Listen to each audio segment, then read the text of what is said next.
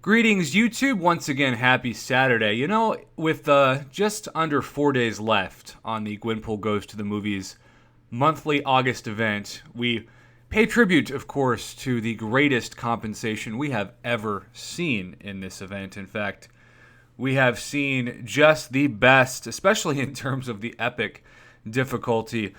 Really, the recommended team rating could have said 2,800 instead of 28,000. So many players, even intermediate players, reached out to me and said they auto-fighted the entire thing, which is pretty cool.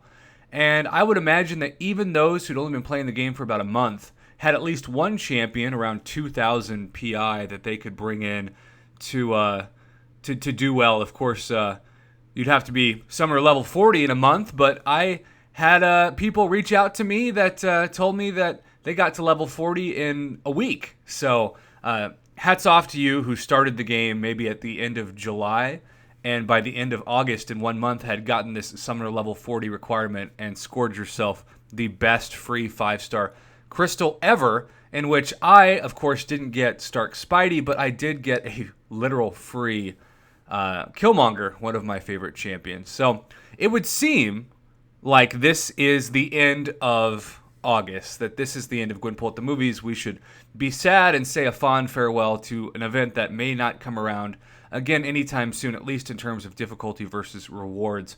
But I missed something, and I am not too proud to admit that. And there's a man named the Bearded Hulk who was nice enough to comment on my grading offer review earlier today for the 3 September daily cards that came out in the contest today, that he said no one on YouTube was talking about this, and I had no idea what he meant. And you can see from the thumbnail, I have underlined the specific line of the July 26th post by Kabam Doot that reads as follows. Each of these quests will have rewards for you to grab and very low energy costs, with a big payoff at the end of the month for summoners who complete the entire 4-week quest set. Now, I just read over that. I don't even remember reading that.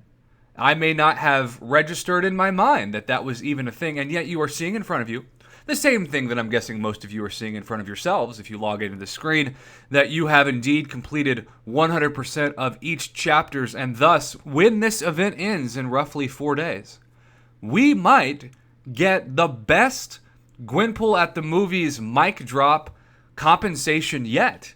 And I really just have a simple question in the community. What could that be? What does that look like? We've already had 5 stars. We've had legendary crystals. I mean, we've had so much great compensation. My dream, of course, would be like an additional tier 2 alpha.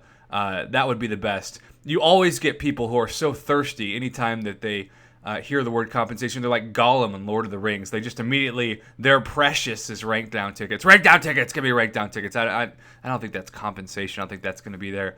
And then, of course, you've got people who are like, I want an entire tier 5 basic from this. Yeah, probably not going to happen either. But it does beg the question, what is this perceived promise, this big finale that we should get when the new September month rolls around and the August monthly quest of Gwenpool Goes to the Movies officially ends? I don't know, but I want to know what you would like to see. I want to know, realistically speaking, and there are going to be some people who, of course, just to troll me and everybody else, comment the most insane expectations ever for this, but within reason, and I will pin the comment that gets the most likes that's not a troll comment, because I can see someone being like a billion 5-star shards and you get 100 likes.